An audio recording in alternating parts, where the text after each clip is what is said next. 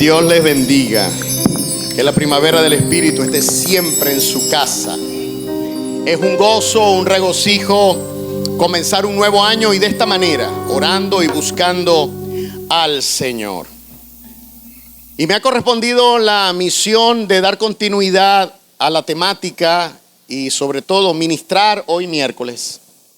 Hoy le dije a una hermana, cuando llegué le dije, hoy estoy light, hoy vengo light, porque la idea es orar, es clamar por Venezuela. Hoy la idea es derramar nuestro corazón aquí ante el altar por nuestro país. Amén. Estamos viviendo tiempos determinantes, tiempos nada fáciles.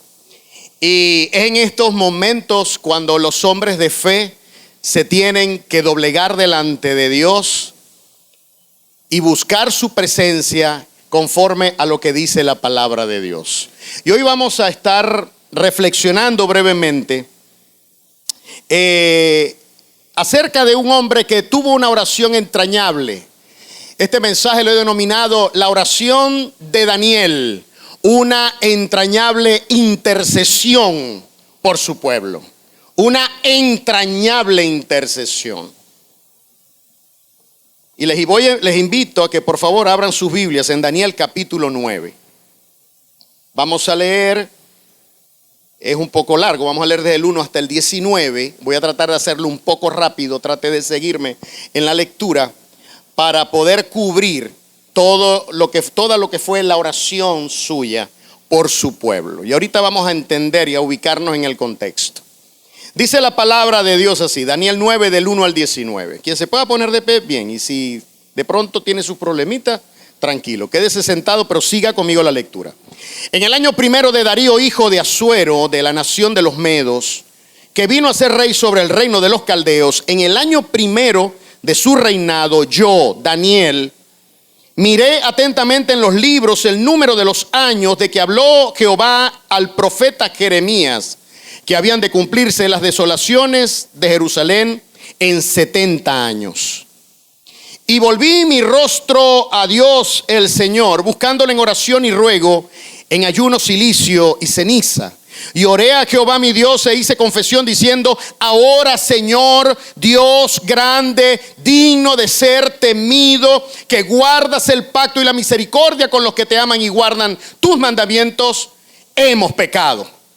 Hemos cometido iniquidad, hemos hecho impíamente y hemos sido rebeldes y nos hemos apartado de tus mandamientos y de tus ordenanzas. No hemos obedecido a tus siervos los profetas, que en tu nombre hablaron a nuestros reyes, a nuestros príncipes, a nuestros padres y a todo el pueblo de la tierra. Tuya es, Señor, la justicia y nuestra es la confusión de rostro. Como en el día de hoy lleva todo hombre de Judá, los moradores de Jerusalén y todo Israel, los de cerca y los de lejos, en todas las tierras a donde los has echado a causa de su rebelión con que se rebelaron contra ti. Oh Jehová, nuestra es la confusión de rostro de nuestros reyes, de nuestros príncipes y de nuestros padres, porque contra ti pecamos. De Jehová nuestro Dios es el tener misericordia y el perdonar, aunque contra él nos hemos rebelado y no obedecimos a la voz de Jehová nuestro Dios, para andar en sus leyes que él puso delante de nosotros por medio de sus siervos los profetas. Todo Israel traspasó tu ley, apartándose para no obedecer tu voz, por lo cual ha caído sobre nosotros la maldición y el juramento que está escrito en la ley de Moisés, siervo de Dios, porque contra él pecamos. Y él ha cumplido la palabra que habló contra nosotros y contra nuestros jefes que nos gobernaron, trayendo sobre nosotros tan grande mal. Pues nunca fue hecho debajo del cielo nada semejante a lo que se ha hecho contra Jerusalén. Conforme está escrito en la ley de Moisés, todo este mal vino sobre nosotros y no hemos implorado el favor de Jehová nuestro Dios para convertirnos de nuestras maldades y entender tu verdad. Por tanto, Jehová veló sobre el mal y lo trajo sobre nosotros, porque justo es Jehová, nuestro Dios, en todas sus obras que ha hecho, porque no obedecimos a su voz. Ahora pues, Señor Dios nuestro, que sacaste a tu pueblo de la tierra de Egipto con mano poderosa y te hiciste renombre, con lo cual lo tienes hoy, hemos pecado. Hemos hecho impíamente. Oh Señor, conforme a todos tus actos de justicia, apártese ahora tu ira y tu furor de sobre tu ciudad Jerusalén, tu santo monte, porque a causa de nuestros pecados y por la maldad de nuestros padres, Jerusalén y tu pueblo son el oprobio de todos en derredor nuestro. Ahora pues, Dios nuestro, oye la oración de tu siervo y sus ruegos, y haz que tu rostro resplandezca sobre tu santuario asolado por amor del Señor. Inclina, oh Dios mío, tu oído y oye. Abre tus ojos y mira nuestras desolaciones y la ciudad sobre la cual es invocado tu nombre. Porque no elevamos nuestros ruegos ante ti, confiados en nuestra justicia, sino en tus muchas misericordias.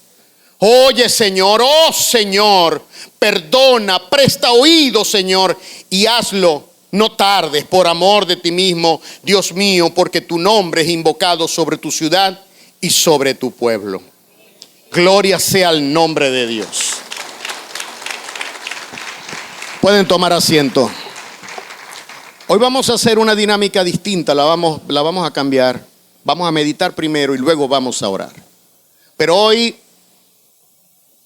vamos a hacer algo diferente. Aquí tengo las peticiones de todos, las leí. Y haremos alguna oración genérica, pero hoy la prioridad es Venezuela. No vamos a pedir por nosotros hoy. No vamos solamente vamos a clamar, a gemir, a orar por Venezuela. Es lo que vamos a hacer. Y vamos a tomar como referencia, aun cuando nosotros no somos el pueblo de Israel, vamos a tomar como referencia algunos aspectos interesantes de la oración de Daniel. Algunos aspectos importantísimos.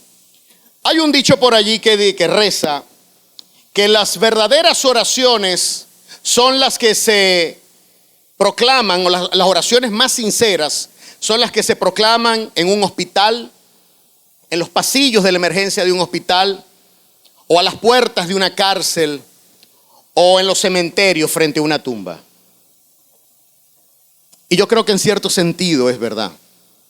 Es más, creo que es verdad. Porque en los momentos de mayor opresión, de mayor tristeza, de mayor ansiedad, de mayor crisis profunda, es cuando sale de nosotros el elemento más, Dios saca de nosotros el elemento más puro, más sufrido. De hecho, la palabra esmirna significa perfume de flor machacada. Y es que el perfume sale de machacar flores. Amados, y es que no somos los mismos cuando estamos pasando por una opresión. Y hoy nosotros venimos aquí precisamente y vamos a hablar acerca de la oración de un hombre que fue un hombre histórico, respetado, un hombre prestigioso en los círculos y en las esferas de poder, como lo fue Daniel.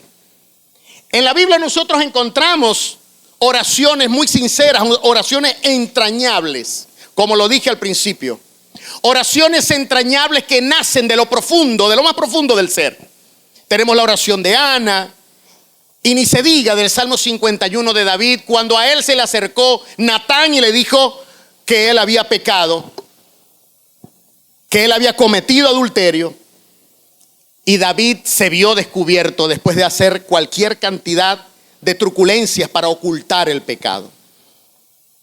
Pero en el encuentro que tuvo Daniel con Dios, que lo vamos a ver ahorita y vamos simplemente a ir leyendo y vamos a ir comentando, nosotros encontramos los elementos principales de una oración eficaz, de un varón o una mujer de Dios por su pueblo.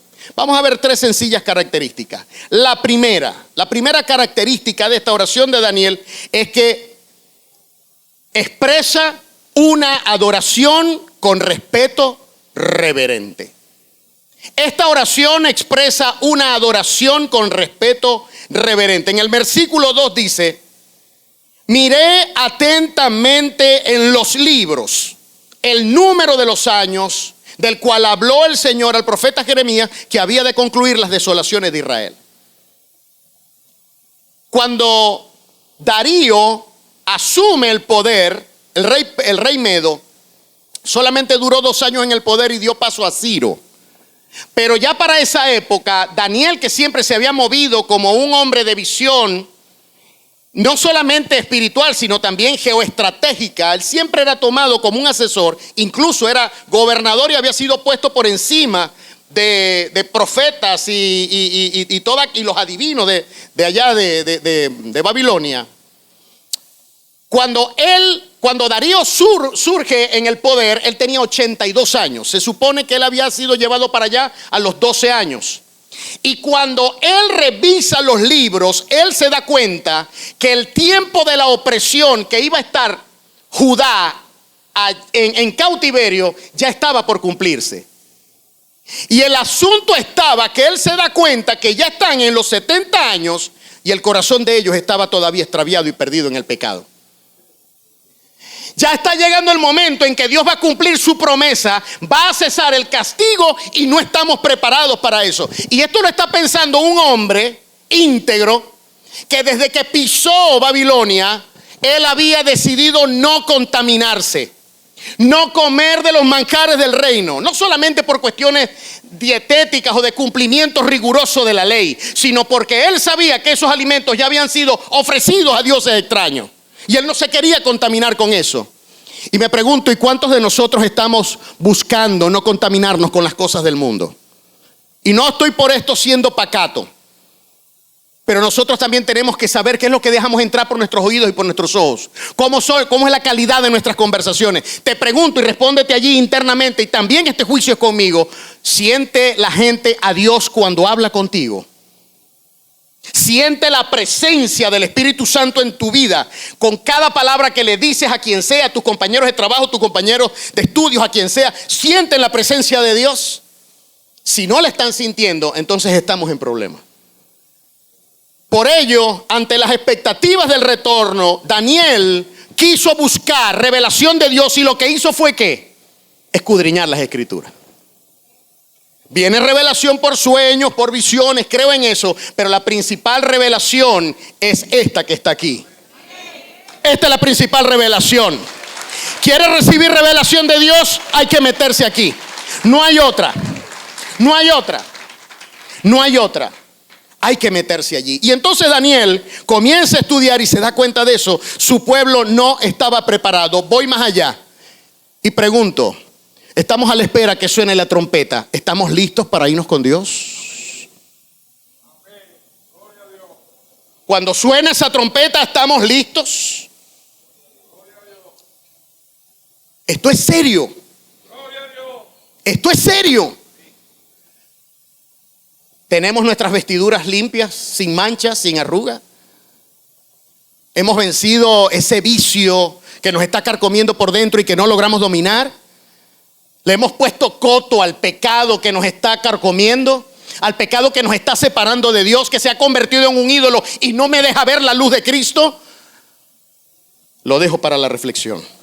Entonces nosotros vemos que cuando Él comienza a escudriñar las Escrituras, vemos que su adoración comienza cuando nosotros somos confrontados y quebrantados por la palabra viva. Eso fue lo que pasó. Cuando Él se puso a leer la profecía de Jeremías, porque Él leyó el cumplimiento del tiempo en Jeremías 25, Jeremías 29 y en Segunda de Crónicas 36.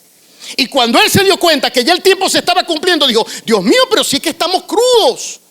Estamos crudos. ¿Y qué fue lo que dice? Lo que dice que él hizo, versículo 3. Y volví mi rostro a Dios el Señor, buscándole en oración y ruego, en ayuno, silicio y ceniza. En oración y ruego. Para Daniel, ni para Jesús. Bueno, para Jesús es clase aparte porque Él es Dios. Pero para nosotros, Dios es el muchacho de los mandados, ni es un readery, ni tampoco es un delivery. Él es el Dios que hizo los cielos y la tierra, y como tal Él merece el respeto nuestro.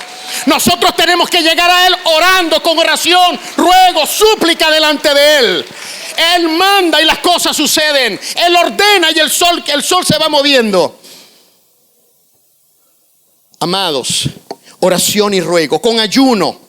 En aquel entonces y siempre, bueno, en aquel entonces, en el contexto de aquel entonces, se ayunaba por luto, por calamidad, para mostrar arrepentimiento, súplica urgente, con cilicio, que era una vestimenta hecha con cueros de cabra para mortificar, y daba cuenta de lo que interiormente se estaba llevando, del dolor que se estaba llevando. Y de paso, en ceniza. ¿Qué es lo que queda en ceniza? Lo que se consume, lo que se quema, lo que deja de ser. La ceniza simbolizaba que la pérdida, la crisis, la circunstancia tan difícil que estoy pasando me tiene deshecho y ya no valgo nada. ¿Alguna vez usted se ha sentido así? Y esto era por un pueblo, esto era por su pueblo, le dolía a su gente, le dolía a su nación. Este era un hombre de Dios, como es usted y yo, todos los que estamos aquí. Amados, nosotros vemos que el quebrantamiento de espíritu impulsa la búsqueda sincera. Cuando usted esté en pruebas, lejos de quejarse, lo que hay es que doblar rodilla y buscar a Dios. No es cuestión de quejarse y decir ¿por qué yo? ¿Por qué a mí? Y victimizarse. No es hora de victimizarse, es de buscar a Cristo. Luego en el versículo 4 dice: oré a Jehová mi Dios e hice confesión diciendo: ahora, Señor Dios grande, digno de ser temido. Ahí utiliza 4 nombres para Dios. El primero, empezando, oré a Jehová, a Yahweh, es decir, al que es la causa de mi ser. Dice: oré a Jehová, la causa de mi ser, mi Dios. Y la palabra Dios es Elohim, que es la pluralidad divina, que es la manifestación multiforme del poder de Dios. Luego viene y dice: hice confesión diciendo: ahora, Señor. Allí Señor es Adonai, que es el dueño de todo. Y luego dijo: Dios grande. Ahí la palabra Dios es Él, de donde viene Elohim, Él, Rafael. ¿Ok? Amados, grande, Gadol, digno de ser temido. Daniel conocía la grandeza de su Dios. Daniel conocía la grandeza de su Dios. Es decir, él reconoce quién es Dios y él expresa reverencia delante de él. Y este es un tema como para sentarse bastante rato, Juan Ramos. La irreverencia, la falta de tomar el sentido de la presencia, el respeto por Dios. Y dice en el 4b: grande, digno de ser temido, que guarda el pacto y la misericordia para con los que le aman y guardan sus mandamientos. Es decir, él expresa confianza en la fidelidad divina de Dios. Un Dios que guarda el pacto, que lo que él dice así se cumple y que tiene misericordia. Y luego dice: del Señor, guarda sus mandamientos, del Señor nuestro Dios, que son el tener misericordia y perdonar. Es decir, él reconoce el carácter de Dios. Y en el versículo 15 más adelante dice que con mano poderosa sacaste a tu pueblo de la tierra de Egipto. Es decir, él expresa gratitud. Todavía se está acordando de aquel acontecimiento hace miles de años atrás. Los trae a memoria. Amados, ¿y cuántas cosas nosotros no tenemos que agradecerle a Dios? ¿Cuántas cosas nosotros no tenemos que agradecer que el Señor ha hecho con nosotros? Que nos cuidan en nuestro levantar y en nuestro acostar, guarda a nuestros hijos en el colegio, nuestros muchachos en las universidades y en los liceos, que nos guarda al salir y al entrar, al estar en nuestro trabajo, nos cuida de peligros que ni nos damos cuenta. Hay una guerra cósmica a nuestro alrededor y no nos damos cuenta de que el Señor nos está cuidando todo el tiempo 24/7. Recuerde cuando usted se convirtió. Recuerde la crisis de donde Él lo sacó. Recuerde de dónde fue que Cristo nos buscó. De qué discoteca nos sacó. De qué centro de apuestas nos sacó. De qué tugurio nos sacó Cristo a nosotros. Y hagamos memoria y digamos: Señor, gracias. Y no de forma despreciativa ni despectiva. Gracias, Dios, porque yo no soy como ese publicano. ¿Se acuerdan? Yo diezmo. Doy mis ofrendas. Ayuno 3 veces a la semana. Lo decía Jesús, la parábola del publicano y el fariseo. Este hombre tenía todas las medallas para asumir una postura como tal. Y él sabía de su pobreza y de su miseria. Que lo que era, lo era porque solamente Dios en su misericordia se acordó de él. Amados, y cuando nosotros vemos, hay expresiones de adoración a lo largo de este pasaje. Versículo 4, versículo 7, versículo 9 y versículo 15. Él está orando, clamando, gimiendo, pero no deja de reconocer la grandeza, la majestuosidad, el poderío, la grandeza del Dios Altísimo en quien él creía. Y hay veces nosotros nos pinchamos un dedo. ¡Ay, Diosito! Tenemos Diosito. Chibúo. Somos irreverentes y respetuosos. Daniel inicia su oración al sentirse compungido por la palabra. La genuina revelación de la palabra a nosotros, a nuestro espíritu, nos lleva a conocer a Dios. ¿Cómo vamos a conocer a Dios? Solamente leyendo su palabra. Jesús dijo: y no queréis venir a mí, escudriñad las escrituras, porque a vosotros os parece que en ellas tenéis la vida eterna. Ellas son las que dan testimonio de mí, pero no queréis venir a mí para que tengáis vida eterna. Nos resistimos, la carne se resiste, nos da pereza. Pero hermano, ¿a quién estamos alimentando más? ¿Nuestro nuevo hombre o nuestro viejo hombre? Lamentablemente hoy la palabra ha perdido relevancia.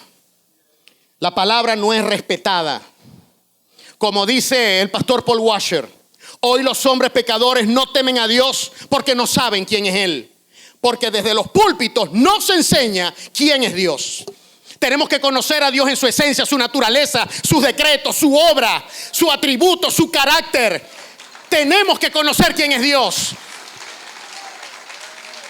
Menos bochinche, menos entretenimiento, menos brincadera. Hay más palabra de Dios.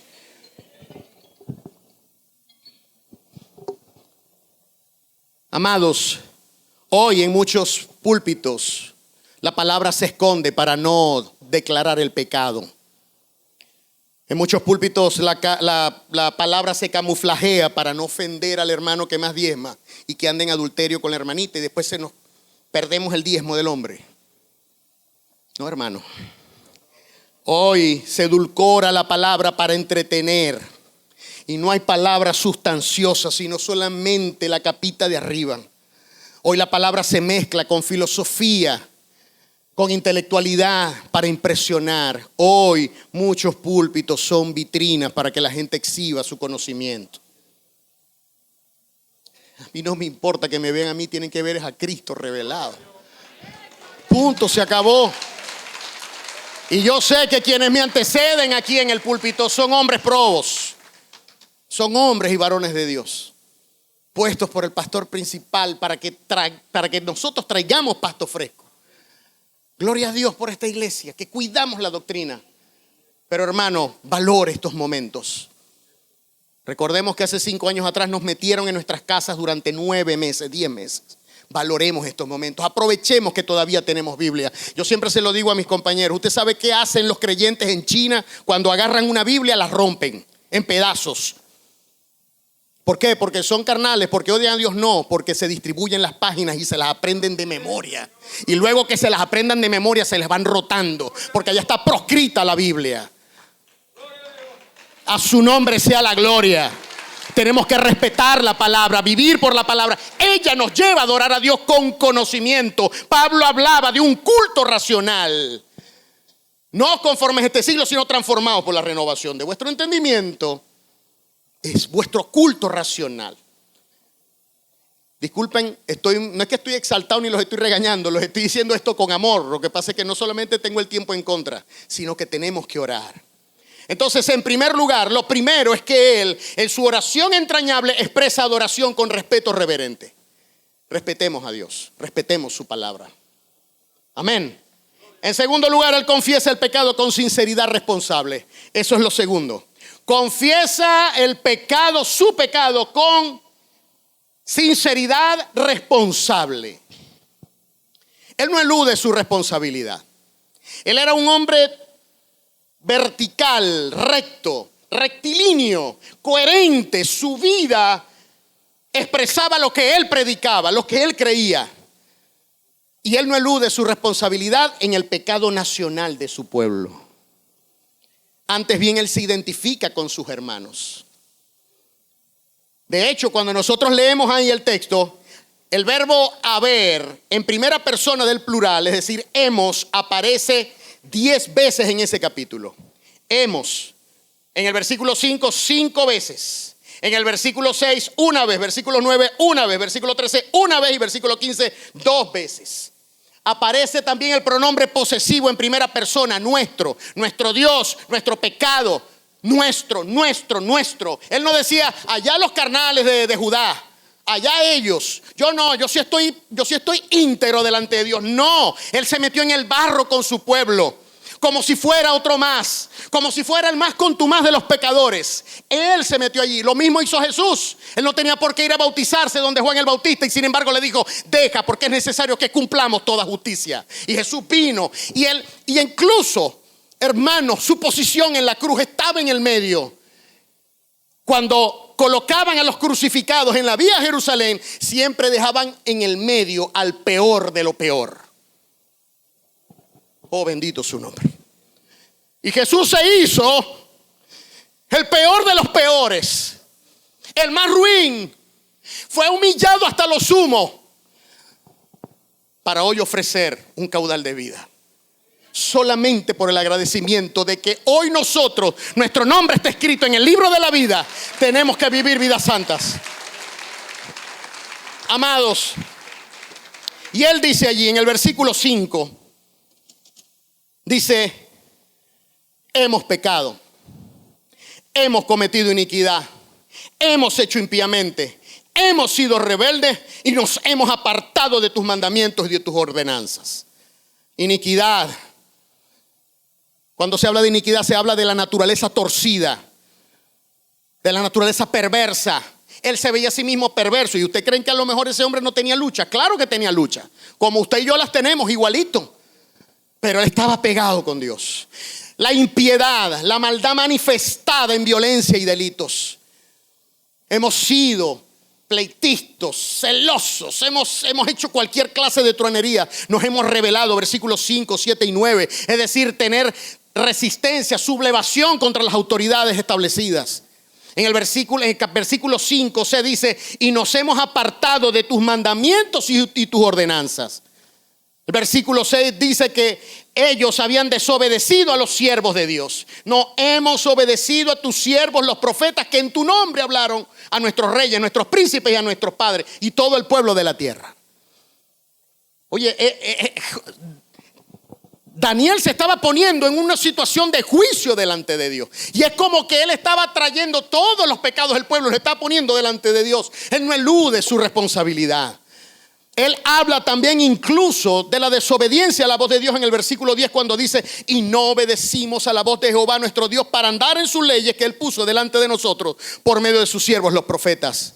Él habla de la falta de arrepentimiento en el versículo 13, y habla también de rehusar entender la verdad cuando Él dice, conforme está escrito en la ley de Moisés, todo este mal vino sobre nosotros y no hemos implorado el favor de Jehová nuestro Dios para convertirnos de nuestras maldades y entender tu verdad. Incluso Él habla de Moisés.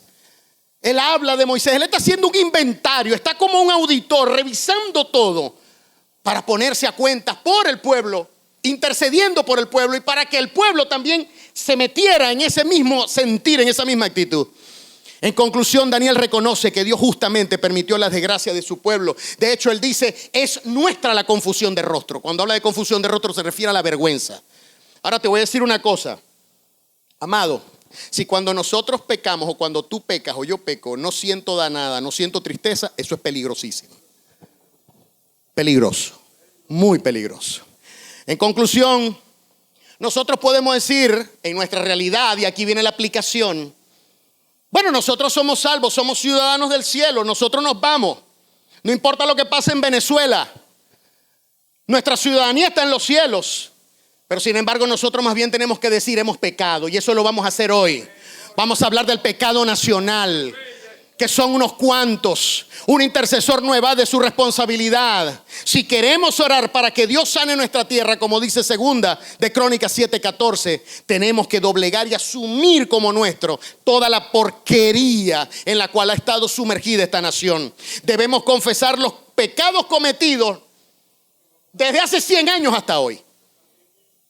Desde hace 100 años hasta hoy. Porque a lo largo de todo el siglo XX y de lo que va del siglo XXI, hermano, esta nación ha estado alejada de Dios, ha estado totalmente puesta al servicio, incluso adoptando cualquier clase de superchería, de fetichismo, estableciendo pactos, estableciendo lo que sea. Hermano, ¿cómo se ha difundido tanta perversidad? Debemos entonces pedir perdón por nuestro materialismo atroz, por nuestra arrogancia, por nuestra idolatría. Y la idolatría no es solamente ir para allá, para la basílica, ¿no? Ahorita vamos a ver. La idolatría contempla muchísimas cosas. La idolatría contempla muchísimas cosas. Devoción y culto a imágenes, ya lo sabemos, pero amor al dinero, estafar a los demás hermanos, buscar la forma de venir y ganar dinero a como de lugar, avaricia, riqueza fácil, poder, placer carnal. Todos esos también son dioses. Hay una desobediencia activa a Dios y a su palabra. Se han establecido pactos, conjuros, hechicería, brujería. Se han adoptado prácticas ocultistas, fetichistas, afrocaribeñas, qué sé yo. Amados, nosotros no podemos andar como que si fuéramos los perfectos. Esto es una comunidad de gente que está en recuperación. Nosotros no estamos en un proceso de santificación. Aquí nadie es perfecto, no lo hemos logrado, pero el Señor sabemos que va a continuar trabajando con tu vida hasta que Él aparezca en las nubes. Mientras tanto, Él quiere tu corazón derramado ante Él. A su nombre, gloria.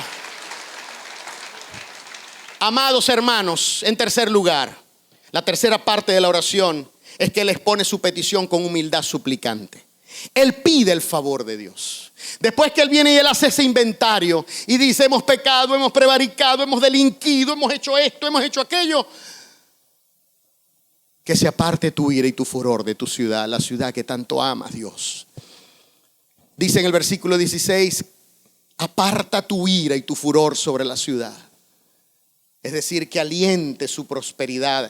Y Jerusalén había quedado desierta porque todos, la gran mayoría habían sido exiliados. Y Él estaba clamando por esa ciudad. El amor de Dios centrado en aquella ciudad contrastaba con la realidad que estaban viviendo ellos. Y mientras yo le estoy diciendo estas cosas, pensemos en la Venezuela que tenemos hoy en día. Pensemos en la Venezuela que tenemos hoy en día. Amados, que ha sido producto de malos gobiernos, de errores, de equivocaciones y de todo este cúmulo de pecados del cual vamos a hablar ahora, vamos a orar ahora. Vamos a sentarnos con Dios y a clamar delante de Él. Versículo 17 dice allí: oh Dios, haz resplandecer tu rostro sobre tu santuario. Es decir, Él no solamente estaba pidiendo que se alentara la ciudad, que la ciudad nuevamente se levantara, prosperara, sino también la vida espiritual, lo que significaba la presencia en Jerusalén, lo que significaba el amor de Dios derramado en esa ciudad, que también entonces se alentara. Versículo 18. Que se dé cuenta, dice: date cuenta de las desolaciones de tu ciudad y de tu pueblo. Es decir, Él está rogando a Dios y le dice: oye, abre tus ojos y mira. Oye, abre tu oído y escucha mi clamor. Y mira mi ciudad, mira cómo están las desolaciones. Y ojo, Dios, somos culpables y nos merecemos esto. Porque Él lo dice: nos lo merecemos. Está bien pago esto. Su petición apela a las misericordias de Dios. Dice: no conforme a nuestra justicia, sino por tu misericordia. Versículo 19: y que tu respuesta no demore, no tardes. Y hoy queremos reunirnos a nosotros para clamar por nuestra Venezuela y pedirle a Dios que no tarde. Y vamos a rogar, vamos a clamar y vamos a interceder. Amados, en conclusión, la oración eficaz no comienza con una petición, ya que eso enfoca la atención en nosotros mismos. Y hoy no vamos a pedir por nosotros. Hoy vamos a pedir por nuestro pueblo, por nuestra nación. Porque estamos viviendo un momento histórico difícil, duro. Así que la oración eficaz comienza adorando a Dios. En segundo lugar, cuando la oración comienza con adoración, Dios es glorificado. La adoración expresa reverencia, confianza y acción de gracias, porque inspira la fe cuando nosotros recordamos lo que Dios ha hecho y uno dice: Señor, gracias, porque si lo hiciste antes, los vas a volver a hacer. Eres el mismo, tú no cambias, cambio yo, me pongo triste, subo y bajo como la ola, pero tú permaneces firme porque tú eres la roca de los siglos. Tú no cambias, eres fiel a tu promesa y a tu palabra. A tu nombre sea la gloria. A su nombre gloria. Y cuando nosotros confesamos nuestro pecado, el pecado elimina lo que estorba nuestras oraciones. El pecado, la confesión, elimina el pecado que estorba nuestras oraciones. Cuando la oración comienza con adoración y con confesión, estamos más que preparados para pedir lo que esté de acuerdo con la voluntad de Dios. Amén.